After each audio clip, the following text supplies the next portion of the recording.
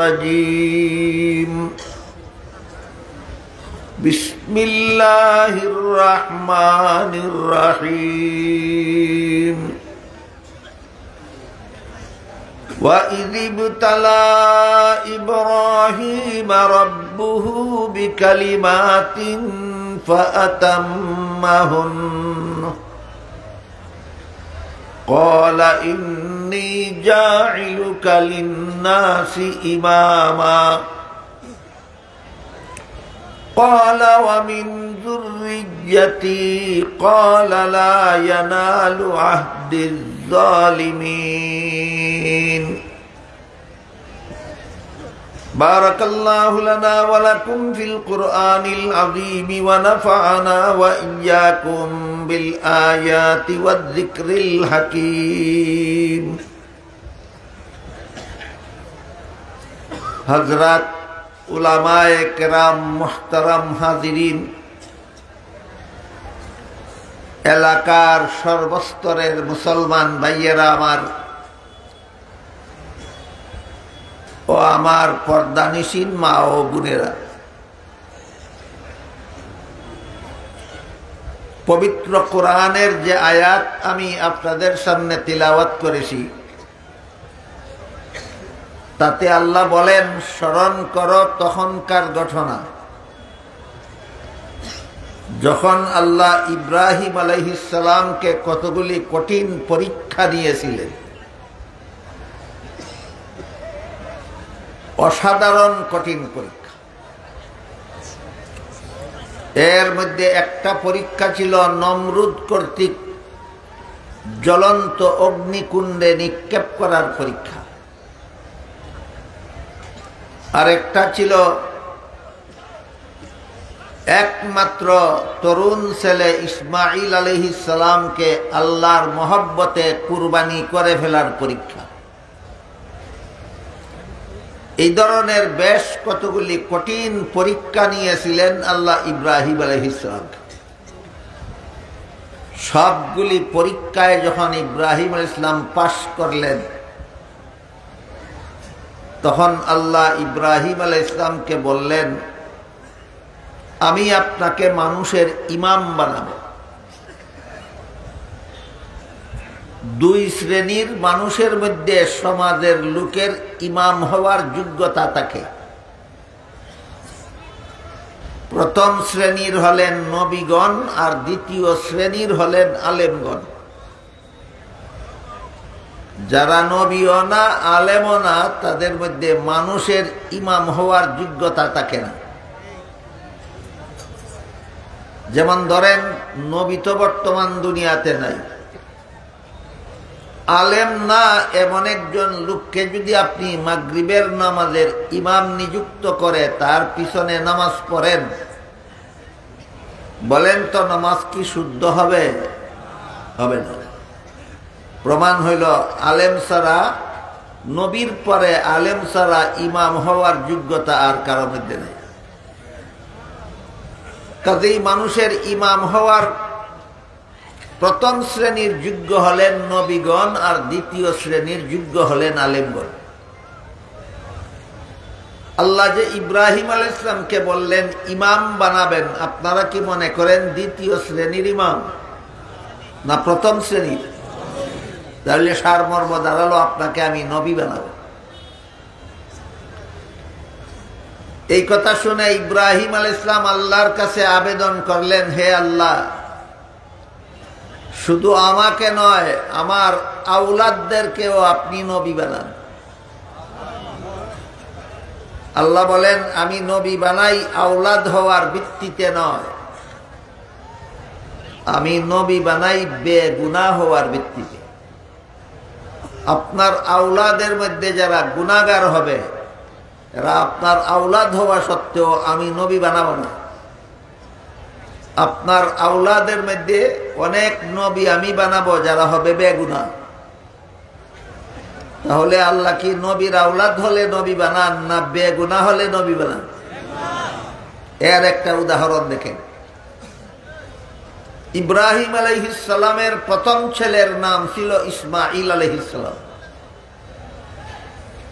দ্বিতীয় ছেলের নাম ছিল ইসহাক আলাইহিস সালাম। ইসহাক আলাইহিস সালামের এক ছেলের নাম ছিল ইয়াকুব আলাইহিস সালাম। ইয়াকুব আলাইহিস সালামের বড় 10 ছেলে প্রথম জীবনে বিভিন্ন গুনাহে লিপ্ত ছিল। শেষ জীবনে তওবা করে আল্লাহর কাছ থেকে ক্ষমা প্রাপ্ত হয়েছে। এক হাদিসে আল্লাহর রাসূল বলেন, আত-তাইবু মিনাজ যামবি কামাল্লা যামবালাহু। কোন গুনাহগার যদি যথারীতি তওবা করে গুনাহ ছেড়ে দেয়, তাহলে আল্লাহ তার সবগুলি গুনাহ মুছে ফেলেন, আবার সে বেগুনাহ হয়ে যায়। এমন বেগুনাহ নবী হওয়ার জন্য যথেষ্ট নয়। যারা আগে গুনাহ করেছিল তওবা করে গুনাহ মাফ করিয়ে বেগুনাহ হয়েছে, এমন বেগুনাহ নবী হওয়ার জন্য যথেষ্ট নয়। তাই আল্লাহ ইয়াকুব আলাইহিস সালামের বড় 10 ছেলে শেষ জীবনে তওবা করে গুনাহ মাফ করালেও আল্লাহ তাদের কাউকে নবী বানাননি, যেহেতু প্রথম জীবনে গুনাহ করেছিল। কিন্তু ইয়াকুব আলাইহিস সালামের 11 নম্বর ছেলে ছিলেন ইউসুফ আলাইহিস সালাম। তিনি জীবনের শুরু থেকে শেষ পর্যন্ত ছিলেন বেগুনাহ। তাই আল্লাহ ইউসুফ আলাইহিস সালামকে নবী বানালেন। ঘটনা বুঝে থাকলে বলুন, বড় 10 ছেলেকে নবী বানালেন না কেন? কোনো না কোনো সময় গুনাহ করেছিল। ইউসুফ আলাইহিস সালামকে নবী বানালেন কেন? জীবনে কোনোদিন গুনাহ করেন। কাজেই আল্লাহ যে ঘোষণা দিলেন, লা ইয়ানালু আহদিজ জালিমিন, গুনাহগারদেরকে আমি নবী বানাই না। এটা হলো সমস্ত নবী রাসূলগণের জন্য আল্লাহর পক্ষ থেকে একটা সার্বজনীন মূলনীতি। এই মূলনীতির থেকে কোনো নবী বাদ পড়েন না। সমস্ত নবীগণ আজীবন বেগুনাহ। অথচ আমাদের মুসলমান সমাজে ফাঁকে ফুঁকে এমন কিছু স্বঘোষিত পণ্ডিত, স্বঘোষিত আমির পাওয়া যায়, যারা বিভিন্ন নবীর জীবনের বিভিন্ন ঘটনাকে মন গড়া ব্যাখ্যা করে তারা নবীগণকে গুনাহগার সাজায়। স্বঘোষিত পণ্ডিত আছে, এরকম স্বঘোষিত আমিরও আছে। এরা বিভিন্ন নবীর জীবনের বিভিন্ন ঘটনাকে ভ্রান্ত ব্যাখ্যার মাধ্যমে নবীগণকে গুনাহগার সাব্যস্ত করে। যে সমস্ত নবীগণকে এরা গুনাহগার সাব্যস্ত করে তাদের মধ্যে প্রথম নম্বরে রয়েছেন হযরত আদম আলাইহিস সালাম। আদম আলাইহিস সালামের জীবনের যে ঘটনাকে ভুল ব্যাখ্যা করে এরা গুনাহগার সাব্যস্ত করে, সেটা হলো জান্নাতে নিষিদ্ধ গাছের ফল খাওয়ার ঘটনা। আপনারা জীবনে কোনো না কোনো সময় কোনো না কোনো আলেমদের মুখে শুনে থাকতে পারেন যে আল্লাহ আদম আলাইহিস সালামকে সৃষ্টি করার পর দুনিয়াতে পাঠাবার আগে কিছুদিনের জন্য জান্নাতে বসবাস করতে দিয়েছিলেন। আজকে নতুন শুনলেন না আরো শুনেছেন? বলে দিয়েছিলেন জান্নাতের যেখানে ইচ্ছা বসবাস করো, সব রকমের ফলমূল খাও, শুধু একটি গাছের ফল খেতে নিষেধ করেছিলেন। কিন্তু শেষ পর্যন্ত ইবলিসের দুখায় পড়ে আদম জান্নাতে নিষিদ্ধ গাছের ফল খেয়েছিলেন। এই ঘটনাকে কেন্দ্র করে অনেকেই মুসলমান সমাজে নবীগণকে গুনাহগার বলে প্রচার করে, আদম আলাইহিস সালামকে গুনাহগার বলে প্রচার করে। কি ছিল আদমের গুনাহ? ওরা বলে জান্নাতে নিষিদ্ধ গাছের ফল খাওয়া ছিল আদমের গুনাহ। আমি আপনাদের জিজ্ঞাসা করি, আদমের জান্নাতে নিষিদ্ধ গাছের ফল খাওয়া গুনাহ ছিল, এই কথাটা মানলে আল্লাহর মূলনীতি আমি গুনাহগারদেরকে নবী বানাই না, এটা ঠিক থাকে না লঙ্ঘন হয়ে যায়? লঙ্ঘন হয়ে যায়। নবীর জীবনের কোন ঘটনার এমন ব্যাখ্যা করা যে ব্যাখ্যার দ্বারা আল্লাহর মূলনীতি লঙ্ঘন হয়ে যায়। পবিত্র কোরআনের কোন আয়াতের কোন শব্দের এমন ব্যাখ্যা করা যে ব্যাখ্যার দ্বারা আল্লাহর মূলনীতি লঙ্ঘন হয়ে যায়, এটাই প্রমাণ করে তোমার ব্যাখ্যা ভুল। ব্যাখ্যা ভুল। কাজেই যারা আদম আলাইহিস সালামকে গুনাহগার সাব্যস্ত করার জন্য জান্নাতে নিষিদ্ধ গাছের ফল খাওয়ার ঘটনা উল্লেখ করে, যে ব্যাখ্যায় এরা বলে, এই ব্যাখ্যাটা হলো আল্লাহর আদেশ নিষেধ লঙ্ঘন করলেই গুনাহ হয়, আর আদম যে লঙ্ঘন করেছেন সেটা তো কোরআনেই আছে, কাজেই কোরআনের কথার দ্বারাই প্রমাণিত আদম গুনাহগার। এই হলো ব্যাখ্যার নমুনা। এই ব্যাখ্যাটা মুসলমান সমাজে যারা প্রচার করে বেড়ায়, এরা এমন আল্লাহর মূলনীতি লঙ্ঘনকারী অপব্যাখ্যা পাইল কোথায়? আমি সেই ঠিকানাটার সন্ধান দিতে চাই আপনাদের। কিছু নামদারি মুসলমান যারা আদমের নিষিদ্ধ গাছের ফল খাওয়াকে এমনভাবে ব্যাখ্যা করে যে ব্যাখ্যার দ্বারা আদম গুনাহগার সাব্যস্ত হন, এমন ব্যাখ্যা পাইল কোথায়? ওই ঠিকানাটা আমি আপনাদের দিতে চাই। এবার ঠিকানাটা শুনুন। বাংলাদেশের বাংলা ভাষাভাষী একদল খ্রিস্টান, এদের লিখিত একটা বইয়ের নাম কোরআনের আলোকে বেহেশতে যাওয়ার পথ। এই বইয়ে খ্রিস্টানেরা লিখেছে, প্রথম মানুষ আদম, প্রথম পাপিষ্ট। আদম কি শুধু প্রথম মানুষ না প্রথম নবীও? প্রথম নবী আদম, প্রথম পাপিষ্ট। তারা লেখে বইয়ের মধ্যে কি ছিল আদমের পাপ? লিখেছে জান্নাতে নিষিদ্ধ গাছের ফল খাওয়া ছিল আদমের পাপ। তাইলে জান্নাতে নিষিদ্ধ গাছের ফল খাওয়াকে আদমের গুনাহ সাব্যস্ত করা, এটা ইসলামী আকীদা না খ্রিস্টানি আকীদা? কাজেই যারা এইভাবে কোন নবীর জীবনের কোন ঘটনাকে ভ্রান্ত ব্যাখ্যার মাধ্যমে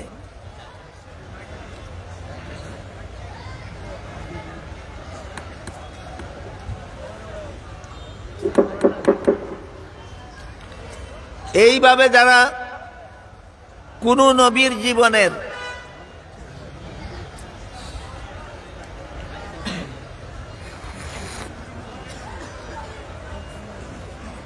একটা কথা আমি বারবার পরীক্ষা করে দেখেছি, শয়তানে যখন দেখে মানুষ কোরআন হাদিসের কথা বুঝে ফেলতেছে, তখন আর কোন সুযোগ না পাইলে মাইকের গারো সোয়ার হয়।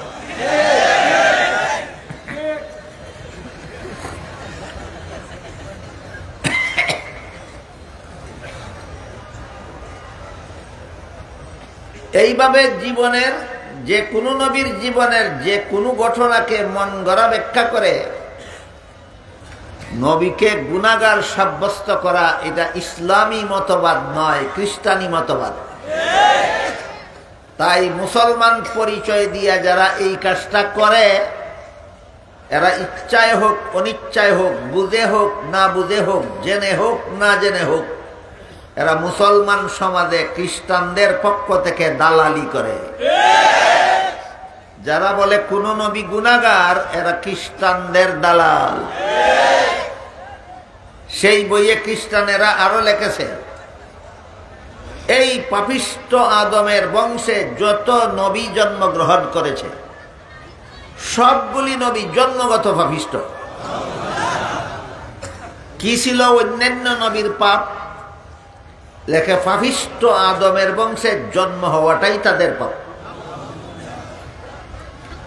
এরপরে সেই বইয়ে লেখে, শেষ পর্যন্ত আল্লাহ একজন নবীকে নিষ্পাপ বানাবার জন্য আর পাপিষ্ট আদমের বংশে জন্ম না দিয়া আল্লাহ নিজের ঔরসে জন্ম দিলেন। ইনি হলেন হযরত ঈসা আলাইহিস সালাম। শুধু ঈসা নবী বেগুনাহ আল্লাহর ঘরে জন্ম হওয়ার কারণে, আদমের বংশে যতজন নবী জন্ম হয়েছে সবগুলি নবী হলো জন্মগত পাপিষ্ঠ। পাপিষ্ঠ আদমের বংশে জন্ম হওয়াটাই এদের পাপ। খ্রিস্টানদের লিখিত বইয়ের সংক্ষিপ্ত বিবরণ বুঝে থাকলে আপনারা একটু দয়া করে বলুন, নবীগণকে পাপিষ্ঠ বা গুনাহগার সাব্যস্ত করা ইসলামের মতবাদ না খ্রিস্টানি মতবাদ? তাহলে আমাদের এবার বোঝা দরকার, জান্নাতে আদমের নিষিদ্ধ গাছের ফল খাওয়ার সহি ব্যাখ্যা কোনটা? ভুল ব্যাখ্যায় তো আদম গুনাহগার সাব্যস্ত হন। সহি ব্যাখ্যা কোনটা? সেই সহি ব্যাখ্যাটা আপনাদের সামনে তুলে ধরার আগে আর একটা গুরুত্বপূর্ণ বিষয়ের প্রতি আপনাদের দৃষ্টি আকর্ষণ করতে চাই। সেটা হলো,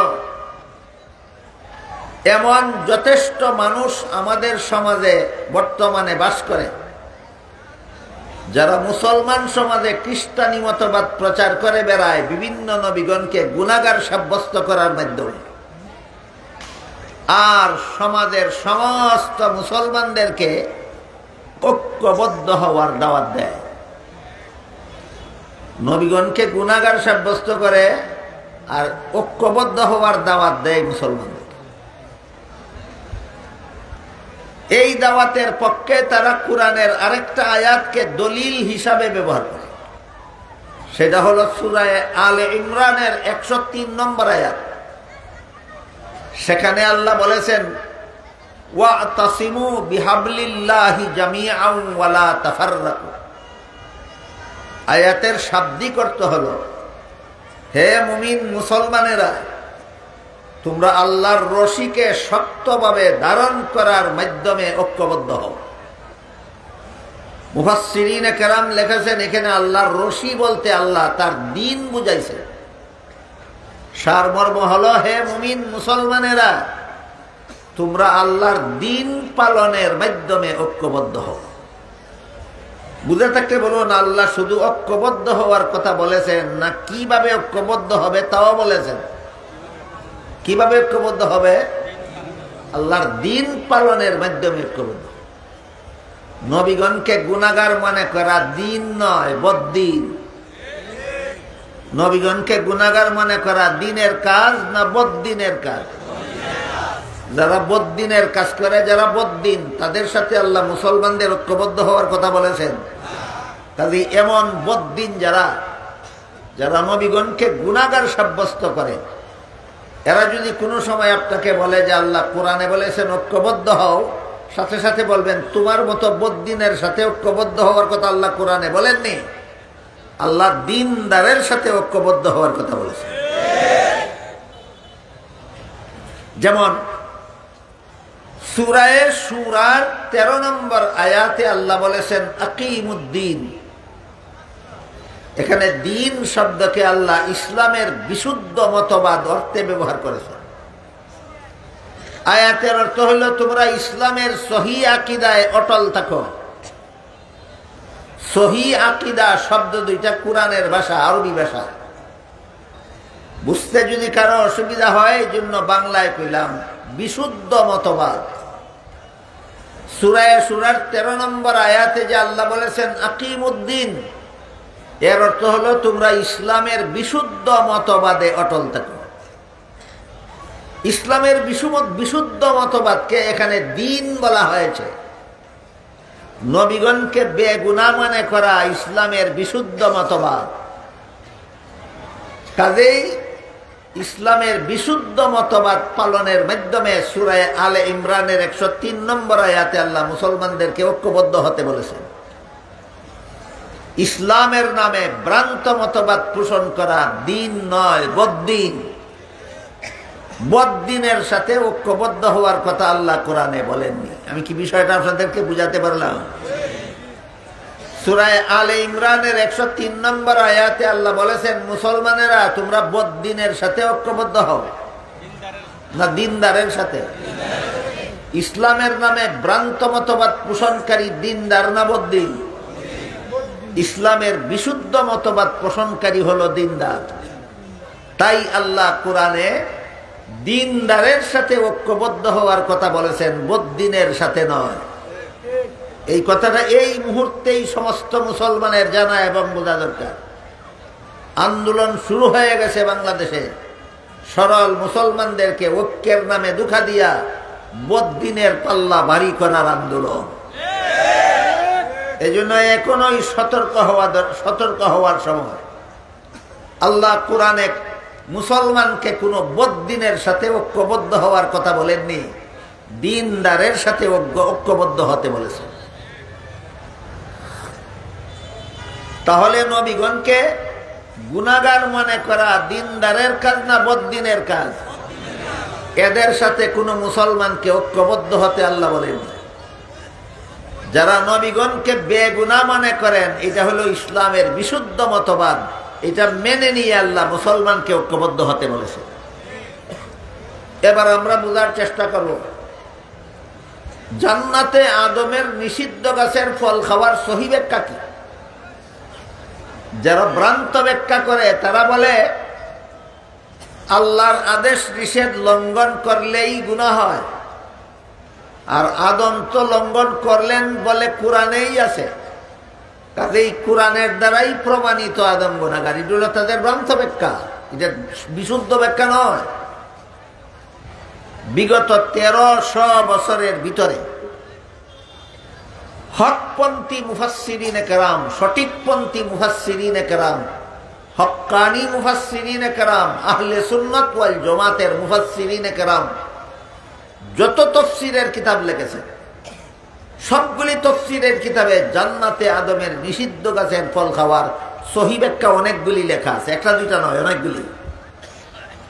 বুঝে থাকলে বলুন, সহি তাফসীরের কিতাবে আদমের নিষিদ্ধ গাছের ফল খাওয়ার সহি ব্যাখ্যা লেখা আছে কিনা? একটা না কয়েকটা? কয়েকটা। এর মধ্যে এক দুইটা ব্যাখ্যা আমি আপনাদের একটু শোনাবার চেষ্টা করি। মানুষের জীবনে কোনো কাজে সওয়াব হয়, কোনো কাজে গুনাহ হয়, দুনিয়ার জীবনে, জান্নাতি জীবনে নয়। মানুষের কোনো কাজে সওয়াব হয়, কোনো কাজে গুনাহ হয় কোন জীবনে? জান্নাতি জীবনের কোনো কাজে সওয়াব নাই, গুনাহ নাই। জান্নাতি জীবনের কোনো কাজে সওয়াব নাই, গুনাহ নাই। এবার বলুন, আদম নিষিদ্ধ গাছের ফল খেয়েছিলেন কোন জীবনে? এর সাথে সওয়াবেরও কোনো সম্পর্ক নাই, গুনাহেরও কোনো সম্পর্ক নাই। এই ব্যাখ্যাটা মেনে নিলে আল্লাহর মূল নীতি লঙ্ঘন হয় না বহাল থাকে? প্রমাণ হইল ব্যাখ্যাটা শুদ্ধ। কোরআনের যে শব্দের ব্যাখ্যার দ্বারা আল্লাহর মূল নীতি বহাল থাকে, নবীগণের জীবনের যে অংশের যে ব্যাখ্যার দ্বারা আল্লাহর ঘোষিত মূলনীতি বহাল থাকে, সেই ব্যাখ্যা শুদ্ধ। যে ব্যাখ্যার দ্বারা আল্লাহর নির্ধারিত মূলনীতি লঙ্ঘন হয়, সেটাই ভ্রান্ত ব্যাখ্যা। গেল জান্নাতে আদমের নিষিদ্ধ গাছের ফল খাওয়ার একটা সহি ব্যাখ্যা কি? যে মানুষের কোনো কাজে সওয়াব হয়, কোনো কাজে গুনাহ হয়, জান্নাতি জীবনে নয়। এটা দুনিয়ার জীবনের বৈশিষ্ট্য। দুনিয়ার জীবনে কোনো কাজে গুনাহ আছে, কোনো কাজে সওয়াব আছে। জান্নাতি জীবনের কোনো কাজে সওয়াব নাই, গুনাহ নাই। কাজেই আদম যেহেতু জান্নাতি জীবনে নিষিদ্ধ গাছের ফল খেয়েছেন, এর সাথে সওয়াবেরও কোনো সম্পর্ক নাই, গুনাহেরও কোনো সম্পর্ক নেই। এই কথাটা বললেই যারা বলে নবী গুনাহ করেছেন, আদম নবী নিষিদ্ধ গাছের ফল খেয়ে গুনাহ করেছেন, এক সভায় আমি কথাটা বলেছিলাম, এক পণ্ডিতে আমার কাছে লিখিত প্রশ্ন পাঠাইয়া দিয়েছে। প্রশ্নে লিখেছে, জান্নাতে নিষিদ্ধ গাছের ফল খাওয়া যদি গুনাহ না হইয়া থাকে, তাহলে আল্লাহ আদমকে জান্নাত থেকে বের করলেন কেন? বান্দরে কয় কি দেখেন, জান্নাতে আদমের নিষিদ্ধ গাছের ফল খাওয়া গুনাহ না হয়ে থাকলে আল্লাহ তাকে জান্নাত থেকে বের করলেন কেন? আমি জবাব দেওয়ার আগে আপনাদের জিজ্ঞাসা করি, একজন রোজাদার দিনের বেলায় জোহরের নামাজ পড়ার জন্য ওযু করতেছিল। ওযু করতে গিয়া মুখে যখন পানি দিল কুলি করতে, তখন তার অনিচ্ছাবশত এক ফোঁটা পানি পেটে চলে গেছে। বলেন কি পরিমাণ গুনাহ হবে? হ্যাঁ, এখানে যদি বান্দরে হয় গুনাহ না হইলে কাজা করবে কেন? এই প্রশ্নের যেই জবাব, গুনাহ না হইলে আদম জান্নাত থেকে বের হইয়া দুনিয়াতে আসবে কেন, ওই প্রশ্নের সেই জবাব। বুঝাতে পারলাম?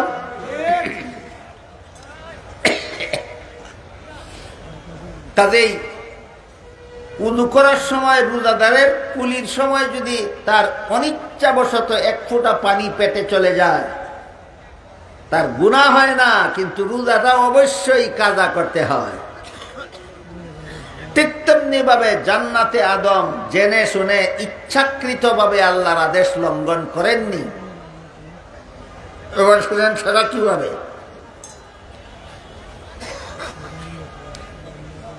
ইবলিসকে আল্লাহ এর আগেই জান্নাত থেকে বহিষ্কার করে দিয়েছিলেন, তারপরে আদমকে জান্নাতে বসবাস করতে দিয়েছিলেন। এরপর থেকে ইবলিসের আর জান্নাতে প্রবেশ করার অধিকার ছিল না। তাই এক সময় ইবলিস জান্নাতের গেইটের বাইরে দাঁড়িয়ে আদম হাওয়াকে ডেকে বলেছিল, মা নাহাকুমা রাব্বুকুমা আন হাযিহিশ শাজারাতি ইল্লা আন তাকুনা মালাকাইনি আও তাকুনা মিনাল খালিদিন।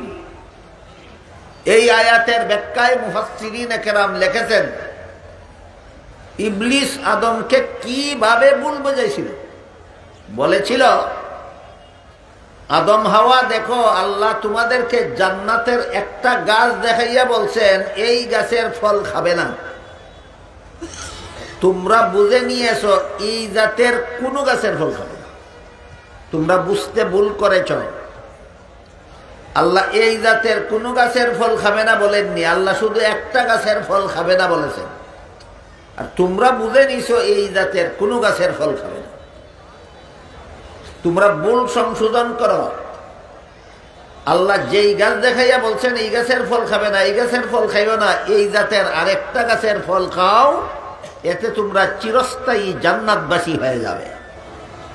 আল্লাহর হুকুম লঙ্ঘন হইতো না, তোমরা জান্নাতবাসী হইয়া যাবে, জান্নাতে স্থায়ী হইয়া যায়। ওই যখন বলল যে আল্লাহর হুকুম লঙ্ঘন হইতো না, আর তোমাদেরও বিরাট উপকার হবে, তোমরা জান্নাতে চিরস্থায়ী হয়ে যাবে, এইখানে আদম ইবলিসের দুকায় পড়েছে। যখন আদম বুঝলেন যে আল্লাহর হুকুম লঙ্ঘন হয় না, অথচ আমারও উপকার হয়, তাইলে তো ভালো কথা। তাই আদম এই গাছ ছেড়ে অন্য গাছের ফল, যখন এই জাতীয় অন্য গাছের ফল যখন খাইলেন, আল্লাহ বললেন, আদম তুমি ঠিকই বুঝেছিলে, ইবলিস তোমাকে ভুল বুঝাইল। এবার বলেন, আদম কতটুকু স্বেচ্ছায় আল্লাহর নিষেধ লঙ্ঘন করেছিলেন, না সম্পূর্ণ অনিচ্ছায়? সম্পূর্ণ অনিচ্ছায়।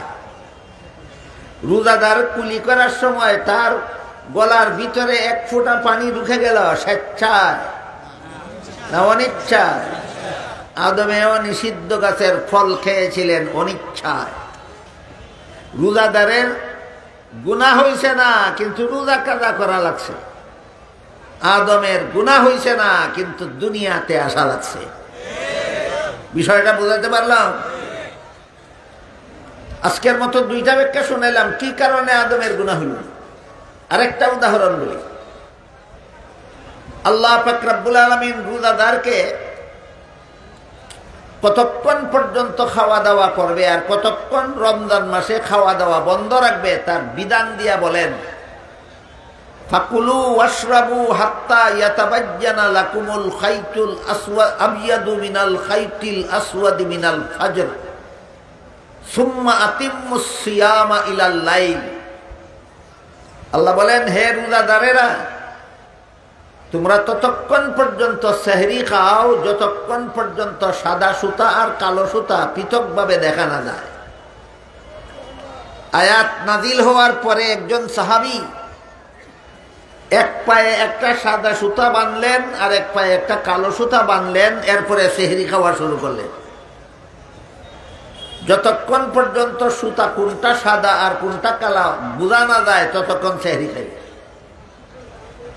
পরের দিন সকালে রাসূলের কাছে ঘটনা পেশ করা হলো। রাসূল বুঝিয়ে বললেন, এখানে আল্লাহ সাদা সুতা বলতে তোমরা যেই সুতা বুঝো সেই সুতা বলেননি। ভোর রাতের পূর্বাকাশের সাদা রংটাকে আল্লাহ সাদা সুতা বলেছে। কালো সুতা বলতে তোমরা যা বুঝো আল্লাহ সেই অর্থে কালো সুতা বলেননি। ভোর রাতে আকাশের রং সাদা হওয়ার আগে যে ঘন কালো রং ধারণ করে, আকাশের কালো রংকে আল্লাহ এখানে কালো সুতা বলেছে। যারা মাদ্রাসার ছাত্র এদের বুঝার সহজ ভাষা হইল, এখানে সাদা সুতা কালো সুতা হাকিকি অর্থে ব্যবহৃত নয়, মাজাজি অর্থে ব্যবহৃত। এই আরবি শব্দ দুইটা মাদ্রাসার ছাত্ররা বুঝবে, অন্যরা বুঝবে না। তবে বাংলা সাহিত্য যাদের বালা জানা আছে তারা বাংলা কইলেও বুঝবে। এখানে সাদা সুতা আর কালো সুতা মূল অর্থে ব্যবহৃত নয়, রূপক অর্থে ব্যবহৃত। যেমন ভাবে এই আয়াতের মধ্যে সাদা সুতা কালো সুতা শব্দ দুইটা আল্লাহ মূল অর্থে ব্যবহার না করে রূপক অর্থে ব্যবহার করেছেন। এখানে সুতা বলতে সুতা বুঝলে ভুল হবে। ঠিক তেমনি ভাবে কোন নবীর নামে যদি গুনাহ শব্দ কুরআন হাদিসে পাওয়া যায়, সেখানেও মূল অর্থ ধরে নিলে আল্লাহর মূলনীতির সাথে সাংঘর্ষিক হবে। সেখানেও গুনাহ মূল অর্থে ব্যবহৃত নয়, রূপক অর্থে ধরে নিতে হবে। এক হাদিসে রাসূল করিম সাল্লাল্লাহু আলাইহি ওয়াসাল্লাম বলেন, আল মারাউ বিল কুরআনে কুফরুন। এর অর্থ হইল কুরআনের এক আয়াতকে আরেক আয়াতের বিরুদ্ধে ব্যবহার করে ঝগড়া সৃষ্টি করা কাফিরের কাজ। কুরআনের এক আয়াতকে আরেক আয়াতের বিরুদ্ধে ব্যবহার কিভাবে করে? এক আয়াতের মূল ব্যাখ্যা গ্রহণ করিয়া এইটাকে আরেক আয়াতের বিরুদ্ধে ব্যবহার করে। যেমন যে আয়াতে আল্লাহ বলেছেন গুনাহগারদেরকে আমি নবী বানাই না, এটা সমস্ত নবীগণের জন্য একটা মূলনীতি। এখন যদি কোন নবীর নামে গুনাহ শব্দ পাওয়া যায়, আর এই গুনাহ শব্দটাকে যদি এখানে আহলে সুন্নাত ওয়াল জামাতের মতাদর্শ মতে এখানে গুনাহ শব্দ মূল অর্থে ব্যবহৃত নয়, রূপক অর্থে। যেখানে গুনাহ শব্দটা মূল অর্থে ব্যবহৃত নয়, রূপক অর্থে, সেখানে যদি মূল অর্থে ব্যবহার করিয়া যে আয়াতে আল্লাহ বলছেন গুনাহগারকে নবী বানায় না, সেই আয়াতের বিরুদ্ধে ব্যবহার করে, আল্লাহ রসুল 1400 বছর আগে বলে গেছেন, এইভাবে কোরআনের এক আয়াতের অপব্যাখ্যা করে আরেক আয়াতের বিরুদ্ধে ব্যবহার করা মুমিন মুসলমানের কাজ নয়, বেঈমান কাফিরের কাজ। এই বিষয়গুলি অন্তত আমাদের মাদ্রাসার ছাত্রদের জানা থাকা দরকার। কোরআনের কোন আয়াতে যদি কোন নবীর নামে গুনাহ শব্দ ব্যবহৃত হয়, আর এটারে গুনাহ শব্দের মূল অর্থে আপনি গ্রহণ করেন, তাহলে আল্লাহর সামগ্রিক মূলনীতি সম্বলিত আয়াতের বিরুদ্ধে যাবে। এইভাবে এক আয়াতকে আর এক আয়াতের বিরুদ্ধে ব্যবহার করা রাসূল বলে গেছেন মুমিন মুসলমানের কাজ নয়, বেদিন কাফিরের কাজ। আর যেসব আয়াতে কোনো না কোনো নবীর সাথে নামের সাথে গুনাহ শব্দ ব্যবহৃত, সেখানে মূল অর্থে না ধরে রূপক অর্থে ধরলে আর ওই আয়াতের সাথে সাংঘর্ষিক হয় না, তখন এটা হবে মুমিন মুসলমানের কাজ।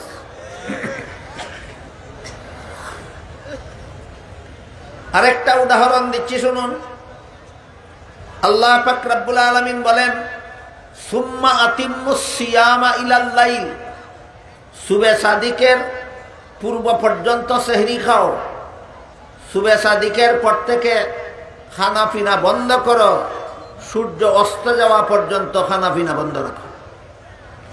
তাইলে সুবে সাদিকের পর থেকে সূর্য অস্ত যাওয়া পর্যন্ত রোজাদার খানা পিনা করবে না বন্ধ রাখবে?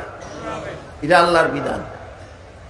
কিন্তু কোন রোজাদার যদি নিজের রোজার কথা ভুলে গিয়ে খেয়েই ফেলে, হয় না এরকম পয়লা 2-4 রোজার মধ্যে হয়, প্রথম দিন রোজা রাখছে মনে নাই, অন্য দিনের মতো দুপুরের সময় খানা খাইয়া ফেলেছে। কারো মাসালা জানা থাকলে বলুন কি পরিমাণ গুনাহ হইছে তার? বিন্দু মাত্র না। এখন তো আইয়া ওই বান্দরে কইব গুনাহ না হইয়া থাকলে কাজা করতে হবে কেন? গুনাহ হইছে না, কিন্তু কাজা করতে হবে। আল্লাহ আদমের নিষিদ্ধ গাছের ফল খাওয়া সম্পর্কে বলেন ফানাসিয়া আদম, আদম ভুলে গেল। আদম জান্নাতে নিষিদ্ধ গাছের ফল জেনে শুনে খাননি, ভুলে গিয়ে খেয়েছেন। গুনাহ হয় নাই, কিন্তু দুনিয়াতে আসতে হয়েছে। বলেন কোন রোজাদারে যদি রোজার কথা ভুলে গিয়ে দিনের বেলায় খানাফিনা করে ফেলে গুনাহ হয়? গুনাহ না হইলে কাজা করবে কেন? এই প্রশ্নের যেই জবাব, আদম ভুলে গিয়ে নিষিদ্ধ গাছের ফল খেয়েছিলেন, গুনাহ না হয়ে থাকলে দুনিয়াতে আসলেন কেন? ওই প্রশ্নের সেই জবাব। ক্লিয়ার হচ্ছে কিনা? এই জন্য আমি একটা আসন্ন একটা পরিস্থিতি দেশের সামনে নিয়ে কথাগুলি আপনাদের সামনে তুলে ধরেছি। এর সারমর্ম হল, কোন নবীকে গুনাহগার সাব্যস্ত করা দিনদারের কাজ নয়, বদ্দিনের কাজ। আর আল্লাহ যে কোরআনে বলেছেন মুসলমান ঐক্যবদ্ধ হও, বদ্দিনের সাথে নয়, দিনদারের সাথে ঐক্যবদ্ধ হও। কাজেই নবীগণকে যারা গুনাহগার মনে করে এরা বদ্দিন, এদের সাথে মুসলমানদের ঐক্যবদ্ধ হওয়ার কথা আল্লাহ কোরআনে বলেননি। এমন বদ্দিন যদি কখনো আপনাদেরকে বলে আসুন আল্লাহর কোরআনের নির্দেশ মতো ঐক্যবদ্ধ হয়ে যায়, পরিষ্কার করে বলে দিবেন নবীগণকে গুনাহগার মনে করা দিনদারের কাজ নয়, বদ্দিনের কাজ। আর আল্লাহ কোরআনে বদ্দিনের সাথে ঐক্যবদ্ধ হতে বলেননি, আল্লাহ কোরআনে দিনদারের সাথে ঐক্যবদ্ধ হতে বলেছে। আল্লাহ আপনাদের আমাদের সবাইকে দিন আর বদ্দিন, দিনদার আর বদ্দিনদার বুঝে শুনে এর মধ্যকার পার্থক্য বজায় রেখে বদ্দিনের পথ ছেড়ে দিয়ে দিনদারের পথে জীবনযাপন করার তৌফিক দান করুন। সবাই বলুন আমিন। সুবহান রাব্বিকা রাব্বিল ইজ্জাতি আম্মা ইয়াসিফুন ওয়া সালামুন আলাল মুরসালিন ওয়ালহামদুলিল্লাহি রাব্বিল আলামিন। দোয়াতে যারা শরীক হবেন বসা থাকেন, আস্তাগফিরুল্লাহ দুরূদ শরীফ পড়েন।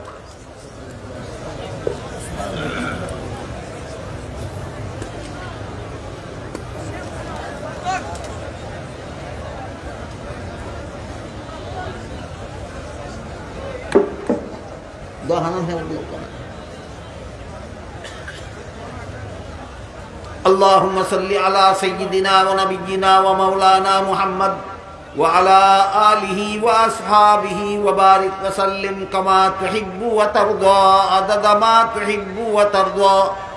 الحمد لله الذي هدانا لهذا ما كنا لنهتدي لولا أن هدانا الله. ربنا ظلمنا أنفسنا وإن لم تغفر لنا وترحمنا لنكونن من الخاسرين. ربنا آتنا في الدنيا حسنة وفي الآخرة حسنة وقنا عذاب النار. ইয়া আল্লাহ, এই মুবারক সম্মেলন রে কবুল আর মঞ্জুর করো। আমিন। এর উসিলায় আমরার জিন্দেগান রে হেদায়েত করো। আমিন। সমস্ত মুমিন মুসলমান মুর্দেগান রে নাজাত দান করো। ইয়া আল্লাহ, এখানে কোরআন হাদিস থেকে যা কিছু আলোচনা হইতেছে আমাদেরকে বুঝার আর পালন করার তৌফিক দান করো। আমিন। ইয়া আল্লাহ, আমার কাছে যারা যত রকমের দোয়ার দরখাস্ত করছেন প্রত্যেকের নেক দোয়ারে কবুল মঞ্জুর করো। আমিন। ইয়া আল্লাহ, যারা যত আশা নিয়ে হাত উঠাইছি প্রত্যেকের নেক বাসনারে কবুল আর মঞ্জুর করো। আমিন। ইয়া আল্লাহ, দরগাপুর মাদ্রাসা যেই মাদ্রাসার উদ্যোগে সম্মেলন চলছে, ইয়া আল্লাহ মাদ্রাসাখানাকে কিয়ামত পর্যন্তের জন্য কবুল মঞ্জুর করো। ইয়া আল্লাহ, এই মাদ্রাসার সমস্ত জরুরিয়াত পুরা করে দাও। ইয়া আল্লাহ, মাদ্রাসার মঞ্জিলে মকসুদ পর্যন্ত পৌঁছাইয়া দাও।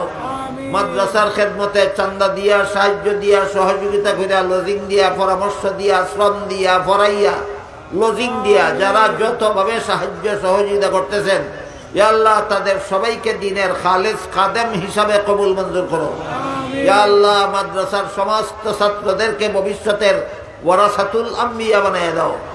ইয়া আল্লাহ, হযরত শায়েখ গাজীনগরী রহমাতুল্লাহি আলাইহি সহ যে সমস্ত উলামায়ে কেরাম বুজুর্গানে দিন মুমিন মুসলমান দুনিয়ার থেকে বিদায় হয়ে গেছেন, ইয়া আল্লাহ তাদের কবরকে জান্নাতের বাগান বানাই দাও। ইয়া আল্লাহ, জান্নাতুল ফিরদাউসে তাদের ঠিকানা করে দাও। আর যে সমস্ত উলামায়ে কেরাম বুজুর্গানে দিন মুমিন মুসলমান এখনো দুনিয়াতে বাঁচিয়ে আছেন তাদের সবাইকে হায়াতে তয়্যিবা দান করে দাও। ইয়া আল্লাহ, আমাদের সকলের পক্ষ থেকে লক্ষ লক্ষ কোটি কোটি দুরুদ আর সালাম रसूल करीम सल्लल्लाहु अलैहि वसल्लम रोज़ा शरीफे पहुंचाइया दाओ। रब्बना तक़ब्बल मिन्ना इन्नका अंतस समीउल अलीम व तुब अलैना इन्नका अंतत तव्वाबुर रहीम व सुब्हान रब्बिका रब्बिल इज्जति अम्मा यसिफून व सलामुन अलल मुरसलीन वल्हम्दुलिल्लाहि रब्बिल आलमीन आमीन बिरहमतिका या अरहमर राहिमीन।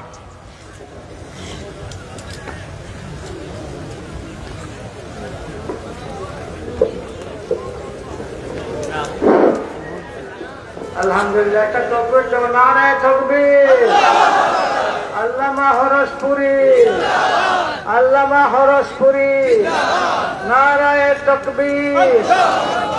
अपनारा बहू का हरसपुरी साहब दामद बरकातुहुल आलिया तो सेखानी বিষয় अल्हम्दुलिल्लाह अल्हम्दुलिल्लाह इंशाअल्लाह आशा करी আপনারা বলবেন বউ का সকল ইলা টানলে মাছ করতে আসবানি ওনাকে রোজে ঠান্ডা দেওয়ার বাকি পাঁচটা খালি রয়েছে আর বেনারে দে এই লো ঠান্ডা লো আলহামদুলিল্লাহ আলহামদুলিল্লাহ হ্যাঁ আমি আলহামদুলিল্লাহ আলহামদুলিল্লাহ